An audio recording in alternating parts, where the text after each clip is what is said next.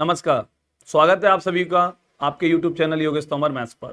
जैसा कि मैंने आपको पिछली वीडियो में बार से रिलेटेड क्वेश्चंस कराए थे, मैंने आपको पूरा कॉन्सेप्ट समझाया था, बेसिक कॉन्सेप्ट बताया था, स्मार्ट मेथड भी बताया था। मैंने आपको बताया था कि बार हटाने पर 9 ही क्यों लगाया जाता है। तो जिन लोगों ने अभी तक मेरी पिछली वीडियो नहीं देखी है, जिसका लिंक डिस्क्रिप्शन में दे रखा है और मैंने कमेंट में भी दे रखा है, आप वहां से मेरी वीडियो देख सकते हैं। और साथ के साथ मैं आपको बता दूं, जैसा कि मैंने पिछली वीडियो में बोला था कि इस वीडियो में हम सिर्फ कॉन्सेप्ट पढ़ेंगे, बार हटाने 9 ही क्यों लगाया जाता है। अब इस वीडियो में, और मैंने आपको बोला था कि मैं अगली वीडियो में बार से रिलेटेड जितने भी क्वेश्चंस एग्जाम में आए हैं उन क्वेश्चंस को लेके आऊंगा। आज की इस वीडियो में हम सिर्फ और सिर्फ प्रीवियस ईयर बार वाले जितने भी क्वेश्चंस आए हैं उन सभी को पढ़ने वाले हैं। तो हमारा टॉपिक डेसिमल फ्रैक्शन है बच्चा, और बार से संबंधित क्वेश्चन पहला क्या है हमारा, देखते हैं हम अपने पहले क्वेश्चन को। पहला क्वेश्चन है बेटा 0.63 बार, 0.37 बार, 0.80 बार। इस क्वेश्चन को सॉल्व करने का तरीका क्या है बेटा, ये देखो 0.63 बार है बेटा, 2 डिजिट के ऊपर बार है, तो आप क्या करोगे, 2 बार 9 लगा दोगे, तो 63/99 ये आपका हो जाएगा। यहां से बेटा 0.37 बार है, ये कितना हो जाएगा भाई, 2 डिजिट के ऊपर बार है, 99 यहां भी नीचे आ जाएगा। सेम यहां पर बेटा 0.80 है, तो 80 और अपॉन 99 यहां पर भी आएगा, क्योंकि 2 डिजिट के ऊपर बार यहां पर भी है। अब आप एलसीएम 99 सेम ही है, इन दोनों को ऐड कर दीजिए, इनको ऐड कर दीजिए। अब ऐड करते हो तो 37 63 एंड 37 ये हो गया बेटा 100 एंड 80, ये हो गया भाई 180। 180 अपॉन 99 डिवाइड कर दो, 1 whole number 81 upon 99। Same concept को रिवर्स कर दो भाई, कि बार हटाया 9 लगाया, अब 9 हटाया बार लगाया, कितने बार 9 है, 2 बार 9 है, तो 2 डिजिट पर बार लगा दो, तो आपका 1.81 बार आपका आंसर हो चुका होगा, जो ऑप्शन ए है। तो आपको ये क्वेश्चन समझ में आ गया होगा। अब इसी क्वेश्चन को इतना नहीं लिखना है हमें, इतना नहीं लिखना है जब आपके क्वेश्चन में सेम डिजिट्स के 7 बार हों।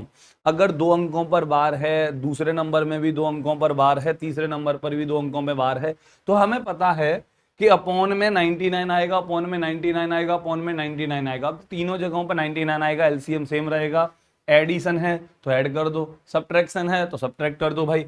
तो यहां पर इन नंबर्स को सीधा ऐड करो, 63 एंड 37, 100 एंड 80, 180 और अपॉन में बेटा 2 डिजिट वाला बार का था, तो 99 आ गया होगा। यहां से डायरेक्ट लिखो भाई 1 होल नंबर 81 अपॉन 99, यहां पर आपका 9 हटाओगे, बार लगाओगे, सीधा आंसर हो जाएगा सिंगल एक स्टेप में। इतना लिखने की जरूरत नहीं पड़ेगी आपको, तो इससे बचना है, जितना हो सके उतना लिखने से बचिएगा। चलते हम अपने नेक्स्ट क्वेश्चन पर बेटा। हमारा नेक्स्ट क्वेश्चन सेम ऐसे ही है। यहां पर देखिए 3 ये होल नंबर होता है बेटा, क्योंकि मैं इसको लिख सकता हूं 3.36 बार को मैं लिख सकता हूं 3 प्लस 0.36 बार, क्योंकि ये होल नंबर है, नेचुरल नंबर अलग है, और ये नंबर डेसिमल नंबर है। क्लियर है, ये दशमलव संख्या बेटा, तो इसको आप अलग लिख सकते हो, इसको आप अलग लिख सकते हो। तो आप यहां से डायरेक्ट ऐड कर सकते हो, 3 में से 2 माइनस कर दो, होल नंबर से मैं होल नंबर माइनस कर दो, फ्रैक्शन से फ्रैक्शन माइनस कर दो, या डेसिमल से डेसिमल माइनस कर दो। यहाँ 3 में से 2 माइनस करोगे बेटा 1, अब 1 और 3 ऐड हो जाएंगे, कितना हो जाएगा बेटा 4। क्लियर है। अब सेम जैसा कि मैंने बताया था आपको कि 36 में से 5 माइनस कर दो, तो 31 एंड 33 आपके हो चुके होंगे 64 अपॉन 99। अब 2 डिजिट हटाओ, बार लगा दो, तो आपका फिर से आंसर आ गया होगा 4.64 बार। क्या आंसर आ चुका होगा, 4.64 बार, ये आपका आंसर रहेगा 4.64 बार। क्लियर है, इतनी बात आपको समझ में आ गई होगी। मैं दोबारा से बोल देता हूं, आप डायरेक्ट होल नंबर्स को अलग ऐड कर सकते हो, दशमलव से पहले की संख्याओं को अलग ऐड कर सकते हो, दशमलव के बाद की संख्याओं को अलग ऐड कर सकते हो, लेकिन शर्त है कि हर नंबर में बार जो हो बेटा वो सेम नंबर ऑफ डिजिट्स पर होना चाहिए। यहां पर 2 डिजिट के ऊपर बार है, यहां पर भी 2 डिजिट के ऊपर बार है, यहां पर भी 2 डिजिट के ऊपर बार है। आपको इतनी सी बात समझ में आ गई होगी। तो यहां से आपका डायरेक्ट आंसर आ चुका है। नेक्स्ट क्वेश्चन देखते हैं हम। हमारा अगला क्वेश्चन क्या है बेटा, अब देखिए यहां क्या है कि यहां बार भी है और बार नहीं भी है। तो इस क्वेश्चन को देखते हैं। अभी आपका ये सीजीएल मेंस में पूछा हुआ क्वेश्चन है, आसान क्वेश्चन है, लेकिन मीन्स में पूछा हुआ क्वेश्चन है, इतना डरावना भी नहीं बेटा। क्या है, देखो नेचुरल नंबर्स को होल नंबर्स को पहले ऐड कर लो, 8 और 6 कितने हो गए भाई, 14 हो गए। 14 प्लस लगाओ, अब आप इस नंबर को लिखोगे, आपको इस नंबर को लिखने का मतलब है 74। मैंने आपको बता दिया था कि जिस डिजिट पर बार नहीं होता है, जितने नंबर पर बार नहीं होता उसको पहले माइनस कर देते हैं दशमलव के बाद जो भी है। तो भाई माइनस कौन होगा, यहाँ पर 7 होगा क्योंकि 7 के ऊपर बार नहीं है, और अपॉन आपका जितने डिजिट के ऊपर बार होता है तो यहाँ 9, और जिनके ऊपर बार नहीं होता है उनके लिए 0। सेम यहां से आप ऐड करोगे तो 47 माइनस बेटा 4, और सेम बार वाले डिजिट के लिए 9, और बार नहीं है तो 0। अब भी बोल रहा हूं मैं, जिन्होंने पिछली वीडियो नहीं देखी है वीडियो देख लीजिए, सिंप्लीफिकेशन के नाम से प्लेलिस्ट बना होगा या लिंक डिस्क्रिप्शन में दे रखी है, कमेंट में भी दे रखी है, वहां से इस वीडियो को देख लीजिएगा। क्लियर है? अभी आप इनको ऐड कीजिएगा तो 40 प्लस, अब देखिए एलसीएम 90 है, तो यहां से क्या बचा होगा बेटा, तो यहां से बचा होगा 67, और यहां से क्या बचा होगा भाई, तो 47 में से 4 गए तो 43, 60 23 110, तो 14 प्लस 110 अपॉन 90। ठीक है, अभी आप इसमें भाग कर दीजिए दोबारा से, तो 90 का भाग करते हो लाला कितने में, 110 में, तो ये एक बार ही जाएगा, तो 1 होल नंबर 20/90, तो ये 15 और 0 से 0, तो 15 होल नंबर 2/9 आपका आंसर हो चुका होगा, जो कि पहला ही ऑप्शन है आप लोगों का। तो ये क्वेश्चन भी आसान था, लेकिन इतना नहीं करना था। अगर आपको ये कॉन्सेप्ट पता था तो आप डायरेक्ट लिखते यहाँ भाई कि 74 है, 7 माइनस होगा तो 67 बचा होगा। ठीक है, अभी यहीं पर बेटा बार वाले डिजिट के लिए 9 और बिना बार वाले डिजिट के लिए 0, ऐसा कर सकते थे आप डायरेक्ट। सेम यहां से 47 है, तो 47 से बेटा 4 माइनस हो चुका होगा तो 43 अपॉन 90, और इनको डायरेक्ट ऐड करते, और ये 8 और 6 14 हो ही चुके थे, तो इतना लिखना नहीं पड़ता। तो जितना हो सके उतना कम लिखिएगा, और डायरेक्ट आप एक ही लाइन में आंसर देते भाई कि 67 और 43 110, 110 में 90 का डिवाइड जाएगा तो 1 होल नंबर 20/90, 0 से 0। अब ये एक बेटा 14 में जुड़ जाएंगे तो 15 सही 2/9 आपका आंसर हो जाएगा। सेम उतना ही है, बस कोशिश करो कम लिखा जाए, कैलकुलेशन कम रखी जाए, लिखना कम पड़े, जिससे टाइम कम लगे। नेक्स्ट क्वेश्चन पर चलते हैं हम अपने पर। देखिए हमारा नेक्स्ट क्वेश्चन क्या है बेटा, हमारा अगला क्वेश्चन है 0.2 बार है, 0.3 बार है, 0.32 बार है। अब यहाँ पर सिंगल डिजिट के ऊपर भी बार है और 2 डिजिट के ऊपर भी बार है, तो इसको और इसको तो आप डायरेक्ट ऐड कर सकते हो क्योंकि दोनों ही सिंगल सिंगल डिजिट वाले हैं। तो 2 और 3 कितने हो गए बेटा 5। अब एक डिजिट पर बार है तो 9 आएगा। सेम इसको लिखोगे आप क्या बेटा, आप 32, और अपॉन क्या लिखोगे भाई 99 लिखोगे। अब यहाँ पर एलसीएम ले लीजिए 99, 9 से बेटा 11 टाइम्स, 11 5 हो गया आपका 55, प्लस 99 से 99 वन टाइम, और ये 32 आपका आ गया होगा 87 अपॉन 99, 9 हटाइए बार लगाइए तो आंसर 0.87 हो चुका होगा आपका। क्लियर है? नेक्स्ट क्वेश्चन देखते हैं हम अपना। अभी देखिए आपके सामने जो ये क्वेश्चन दे रखा है ये भी मेंस में पूछा हुआ क्वेश्चन है, और ये अच्छा क्वेश्चन है बेटा, थोड़ी सी कैलकुलेशन बढ़वा देगा हमारे लिए। 0.47 बार आप डायरेक्ट लिखो भाई 47, 47 से माइनस कौन होगा बेटा 4, तो आप लिख सकते हो 43 बाय और 90 हो गया होगा। सेम प्लस यहां पर आप इसको क्या लिख सकते हो भाई 03 के ऊपर बार है, 5 माइनस होगा, तो 503 में से 5 माइनस करोगे बेटा तो 498, 498, और 2 अंकों पर बार है बेटा तो 2 बार 9 और 1 बार 0। ठीक, माइनस यहां से 39, 39 में से किसको माइनस करोगे बेटा 3 को, तो ये हो गया होगा 36, और अपॉन 1 बार 9 और 1 बार 0। इसको आप लिख सकते हो डायरेक्ट ही 8/9। अब यहाँ 9 से इसको काट दो 4 बारी। ठीक है, अभी एलसीएम सीधे लग गए आपको। अब यहाँ पर एलसीएम ले लिया भाई मैंने 990। क्लियर है? अब 90 का भाग करो इसमें तो कितनी बार गया होगा, 11 बार गया होगा। 11 का मल्टीप्लाई 43 में कर दो भाई तो 43 इंटू 11 430, 43 473। ठीक है, यहां से एक बारी तो 498 ही रहा होगा, माइनस देखो 90 का भाग इसमें फिर से कितनी बार जाएगा 11 बार, और 11 का मल्टीप्लाई होगा बेटा 8 4 जा 32 में, 32 इंटू 11 करोगे आप तो 352 हो चुके होंगे आपके 352। अब इनको माइनस कर लीजिए भाई, तो यहां से माइनस करते हो तो 121 और 498 500। ठीक है, कितना भाई 500 600 619 हो गए होंगे, 619 हो चुके होंगे। अब 619 अपॉन 990 अपॉन 990। अब यही जो फ्रैक्शन है वो किसी ऑप्शन से सेटिस्फाई कर दो, या फिर आपको आइडिया लेना होगा। देखो अब 2 बार 9 है, इसका क्या मतलब है कि 2 डिजिट पर बार रहा होगा।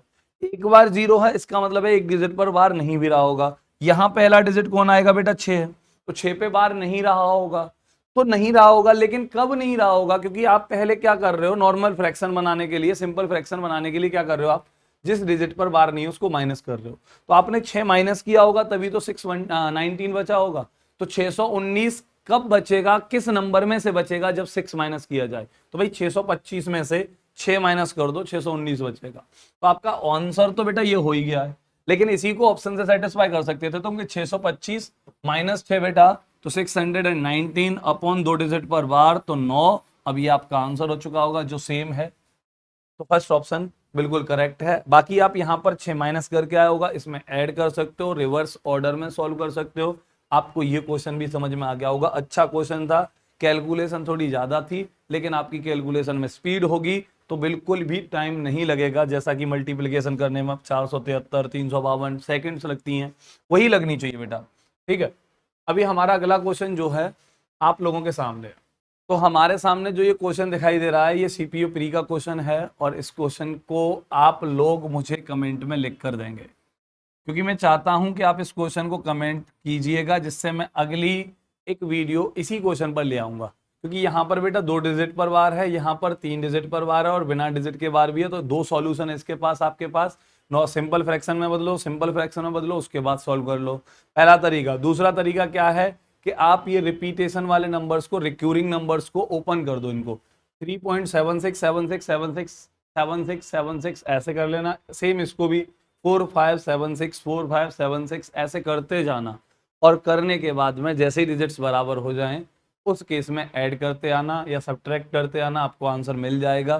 तो मैं चाहता हूं आप इस क्वेश्चन का आंसर मुझे कमेंट में दीजिएगा। चलते हैं हम अपने अगले क्वेश्चन पर।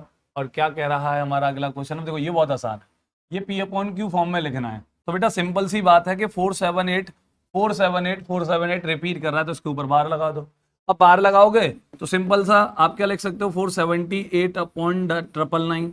अब यहां से ये P हो गया बेटा, ये Q हो गया, this one is P and this one is Q। तो भाई दोनों P और Q की वैल्यू मिल गई, क्योंकि इसी फॉर्मेट में तो लिखवा रहा है वो। अब P का वैल्यू कितना हो गया भाई, 478, और P प्लस Q चाहिए, तो 478 प्लस 999 आपके 1477 हो चुके होंगे। कितना हो चुका होगा बेटा, 1477 हो चुका होगा। बहुत आसान क्वेश्चन था, normal P upon Q form में लिखना था, देन P प्लस Q। तो वहीं पर इसने वेरिएबल का यूज कर लिया, और ये क्वेश्चन भी मेंस में पूछा हुआ क्वेश्चन है। तो देखो कितना आसान है, ये तो पिछले क्वेश्चन से भी बहुत आसान था, लेकिन लैंग्वेज से डराना चाहा, और अगर जो लैंग्वेज से डर गया वो फंस गया, तो भैया रह गया। अब जो नहीं डरा उसने सॉल्व कर लिया, तो प्रॉपर कॉन्सेप्ट समझ में आया उसके कि भाई रिपीट कर रहा है तो बार ही तो कंडीशन है। अब सिंपल बार ही पढ़ लोगे, सीधा सीधा डायरेक्ट बार पढ़ लोगे, तो आपको ये क्वेश्चन बिल्कुल बाकायदा इज्जत से फंसा जाएगा। तो इसीलिए बोला जाता है कि आप कॉन्सेप्चुअल पढ़ाई कीजिए, पहले प्रॉपर कॉन्सेप्ट समझिए, उसकी बेसिक आइडेंटिटी समझिए, उनको समझने के बाद जब आप कहीं जाइए स्मार्ट मेथड पर, स्मार्ट सॉल्यूशन पर, तब जाइए। लेकिन उसके पहले छोटी छोटी चीजें, बेसिक चीजें पता होना बेहद जरूरी है, तभी आप स्मार्ट सॉल्यूशन पर अच्छे से कमांड कर पाओगे। चलिए हमारा अगला क्वेश्चन क्या है। अब यहां पर ये बोल रहा है एबीसी 3 अंकों वाली एक संख्या है, इस प्रकार के पॉइंट एबीसी बराबर 26/37 दे रखा है। तो भाई पूछ रहे हैं ए प्लस बी प्लस सी बराबर क्या रहा होगा। मैंने कहा भाई कि पॉइंट एबीसी मुझे नहीं पता क्या नंबर रहा होगा, ठीक है, लेकिन मुझे इतना पता चल गया कि इस नंबर को इन शॉर्ट में लिख सकता हूं पॉइंट एबीसी, और इसके ऊपर बार। उसके बाद में इसी नंबर को लिख सकता हूं बेटा क्या, एबीसी अपॉन 999, क्योंकि बार हटाऊंगा 9 लगा दूंगा, बार हटाऊंगा 9 लगा दूंगा। क्या मैं ऐसा कर सकता हूं, बताइए। अगर कर सकता हूं तो भाई साहब हो गया सवाल, क्या कि इक्वल कौन है 26/37। तो 26/37, अब 37 से इसको कैंसिल आउट कर दीजिए, 27 बारी 27 का 26 में मल्टीप्लाई कर दीजिए, तो ए बी सी का वैल्यू हो चुका होगा भाई 26 इंटू 27 676, और 26 24 602, अब 702 हो चुका होगा मल्टीप्लाई करके। अब ये पूछ रहा है ए प्लस बी प्लस सी, 7 + 0 7 + 2 बेटा 9, इस क्वेश्चन का आंसर हो चुका है। क्लियर है। अब देखो बिल्कुल बेसिक कॉन्सेप्ट से ही क्वेश्चन था, लेकिन लैंग्वेज से डराना चाहा, और ये क्वेश्चन बेटा पूछा हुआ क्वेश्चन है मेंस में, अभी रिसेंट ही आया है। तो यहां से आपको बिल्कुल नहीं घबराना। आपको अगर बेसिक पता है तो आप बेसिक को बार में कन्वर्ट कर सकते हो, बार को 9 में कन्वर्ट कर सकते हो, फ्रैक्शन में कन्वर्ट कर सकते हो, फ्रैक्शन को उसका जो वैल्यू दे रखी है उसको पुट कीजिए, इक्वेशन सॉल्व कीजिए, आंसर ले लीजिए। बहुत आसान सवाल है, इतनी ज्यादा डरावनी बात नहीं है, बहुत इजी। अब अगले क्वेश्चन पर देखते हैं बेटा हम अपने पर। हमारा अगला क्वेश्चन सेम इसी पैटर्न से है। m का वैल्यू दे रखा है मुझे और n का वैल्यू दे रखा है। अब देखो उधर यहाँ पर 3 डिजिट रिपीट हो रहे हैं, 598 598 598। तो इसका डायरेक्ट आंसर लिखो आप। m इक्वल्स टू क्या होगा बेटा 598 अपॉन कितने 9 आएंगे बेटा 3 9 आएंगे, क्योंकि 3 डिजिट रिपीट हो रहे हैं तो 3 बार 9 आएगा। और ये इसीलिए मैं बार बार बोल रहा हूं कि अगर आपने मेरी पहली वीडियो नहीं देखी है तो पहले उस वीडियो को देख लीजिए, जिससे आपको ये चीजें बहुत आसान लगना शुरू हो जाएंगी। n का वैल्यू क्या होगा बेटा 843 अपॉन 999। अब ये हो चुका है, क्लियर है। अभी भाई साहब बोल रहे हैं m प्लस n, तो भाई m प्लस n इन दोनों को जोड़ देते हैं। चलो इन दोनों को ऐड किया, एलसीएम सेम ही रहेगा, इन दोनों को ऐड कर दो भाई 800 500 1300, दो को दे दिए 1400 43 41, तो 1441। और ये नीचे आ गया आपका 999।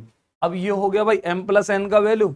अब m प्लस n का वैल्यू उसने दे रखा है p अपॉन क्यू, तो ये p अपॉन क्यू के बराबर दे रखा है। तो p को रिप्रेजेंट कौन कर रहा है बेटा 1441, q को रिप्रेजेंट कौन कर रहा है 999। अब यहां पर भैया को चाहिए p प्लस क्यू, तो दोनों को ऐड कर दो भाई। तो 1441 और 1000 हो गए बाप के 2441, लेकिन एक था नहीं हमारे पास, तो आंसर कितना हो गया बेटा 2440। फर्स्ट ऑप्शन आपका इस क्वेश्चन का आंसर हो चुका है। बहुत आसान क्वेश्चन था, दोबारा से सुन लीजिए।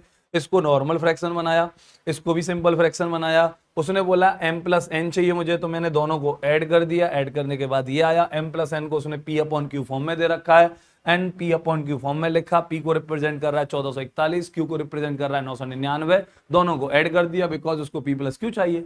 इतना आसान क्वेश्चन था। नेक्स्ट क्वेश्चन देखते हैं हम अपना।